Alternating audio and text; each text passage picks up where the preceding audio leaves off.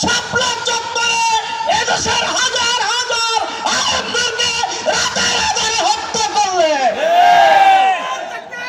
প্রিয় বন্ধুরা, তিনি 2024 সালে আমাদের ছাত্র বন্ধুরা রাস্তায় নেমেছিলেন, উই ওয়ান্ট জাস্টিস, আমরা জাস্টিস চাই। তারা কোঠা পাখা বাতিলের জন্য রাস্তায় নেমেছিলেন, শেখ হাসিনার পদকের জন্য রাস্তায় নামেননি। কিন্তু তিনি কি করলেন? তিনি ছাত্রদের এই কথার জবাব বন্দুকের গুলি দিয়ে দিলেন। তিনি মনে করেছিলেন হত্যা করে, জেলে দিয়ে, জুলুম দিয়ে, রাজনীতি নিঃশেষ করে তিনি এদেশের 2041 সাল পর্যন্ত ক্ষমতায় দেখতে চেয়েছিলেন। কিন্তু আল্লাহ ছাড় দেন, ছেড়ে দেন না। তিনি ক্ষমতা থাকার পর 1 মিনিটের জন্য এদেশে থাকতে পারেন না। তিনি 16 বছর ধরে উন্নয়নের রূপকল্প শোনালেন। ক্ষমতা ছাড়ার পর তার একজন নেতা কর্মী আমরা কোথাও খুঁজে পাই না। এই শীতের আমলে মুজিব কোট দেখা যায় না। আমাদের আল্লামা সাঈদী বলেছিলেন, এরকম এক সময় আসবে ইন্দুরের গর্ত খুঁজে তোমরা পাবে না। আজকে শহীদ সাঈদীর কথা ইন্দুরের গর্ত খুঁজে পাওয়া যায় না। প্রিয় বন্ধুরা, তুমি ভারত যেই ষড়যন্ত্র করো না কেন, তুমি এদেশে আমার প্রিয় নেতাদেরকে যে ট্রাইব্যুনাল হত্যা করেছ, একই ট্রাইব্যুনালে তোমার ফাঁসি নিশ্চিত করা হবে।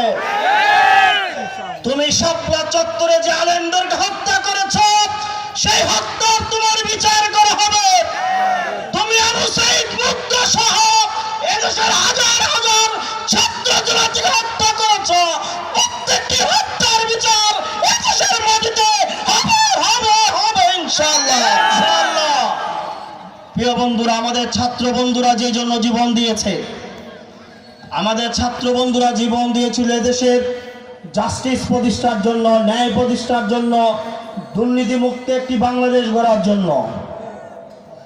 আজকে বাংলাদেশের সরকারি চেয়ারগুলোতে বসে যারা ফ্যাসিস্ট দোসরদের পক্ষে এখনো গান গান, আমরা বলতে চাই, যারা সরকারের চেয়ারে বসে এখনো দুর্নীতির মন্ত্র করেন, আপনি এদেশে থাকার যোগ্যতা নাই, এই সরকারের চেয়ারে বসে থাকার যোগ্যতা নাই, রাষ্ট্রের এই চেয়ারে বসে থাকার যোগ্যতা নাই।